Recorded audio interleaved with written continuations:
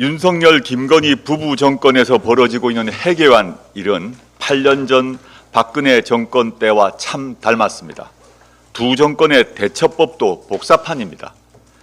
2016년 가을 박근혜 대통령은 세 차례 대국민 메시지를 발표합니다. 최순실 씨 국정 개입 사실이 폭로된 뒤였습니다. 박 대통령은 10월 25일 첫 번째 사과 당시 말빼물 합니다. 이렇게 말했습니다. 선거 때 다양한 사람들 의견을 듣는다.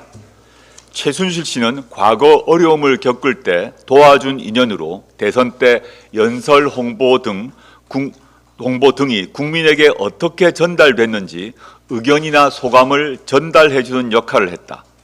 취임 후 의견을 물은 적이 있다. 저로서는 꼼꼼하게 챙겨보고자 하는 순수한 마음으로 한 일이다. 라고 했습니다. 지지율이 폭락하자 11월 4일 이렇게 대국민 담화를 했습니다. 개인적 인연을 믿고 제대로 살피지 못한 나머지 주변 사람들에게 엄격하지 못한 결과가 되고 말았다. 제가 사이비 종교에 빠졌다거나 청와대에서 구술했다는 이야기까지 나오는데 결코 사실이 아니다 라고 말했습니다. 그러면서 국민들께서 맡겨주신 책임에 공백이 생기지 않도록 자주 소통하며 국회 요구를 무겁게 받아들이겠다라고 퇴진 의사가 없음을 명백히 밝혔습니다. 이상을 지난 7일 윤석열 대통령의 대국민 담화 기자회견과 비교해보면 어떻습니까? 기본 태도가 정말 유사하지 않습니까? 2016년 국정농단의 실체가 드러나자 모든 국민이 거리로 나와 박근혜 정권 퇴진을 외쳤습니다. 헌법 1조를 노래에 불렀습니다. 박근혜 정권으로부터 헌법을 지키고자 한 것입니다. 이제 헌법을 유린하는 윤석열, 김건희 공동정권으로부터 다시 헌법을 지키기 위해 행동해야 할 시간이 왔습니다. 당당한 분노와 담대한 행동이 필요합니다. 민주당 이재명 대표께서는 지난 9일 집회에서 제가 두 글자로 된 말을 차마 할 수가 없어서 이렇게 말한다.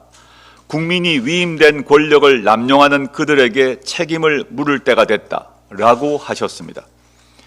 제가 바로 그 두 글자를 크게 말씀드리겠습니다. 바로 탄핵입니다. 탄핵은 헌법을 지키기 위해 헌법이 보장하는 장치입니다. 윤석열 대통령 탄핵을 가장 먼저 외쳤던 정당의 대표로서 다시 한번 말씀드립니다. 윤석열 대통령을 탄핵해야 합니다.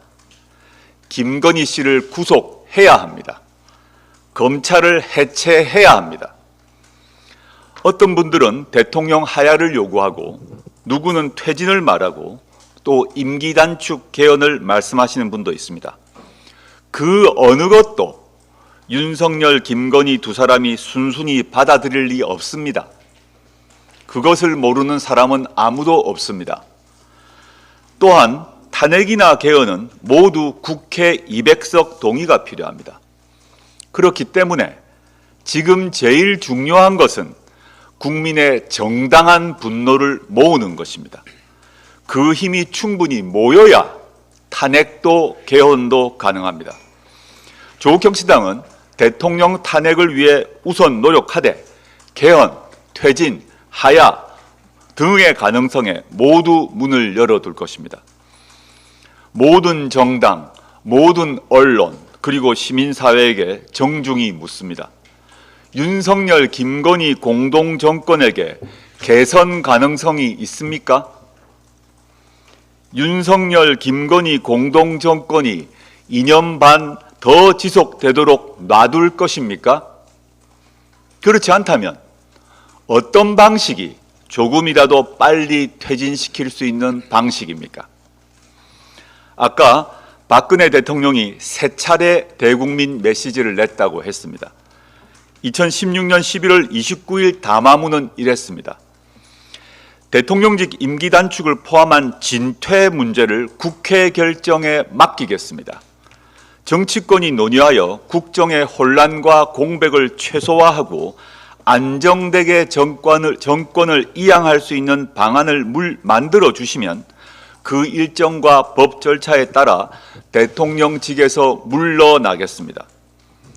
그런데 여기서 알 수 있듯이 박근혜 대통령은 스스로 결단해야 할 임기 단축을 국회에 넘겼습니다. 그래서 이 담화 발표 102일 뒤 헌법재판소는 박근혜 대통령을 파면했습니다. 탄핵되었던 것입니다. 이제 우리에게도 그 시간이 다가오고 있습니다. 감사합니다.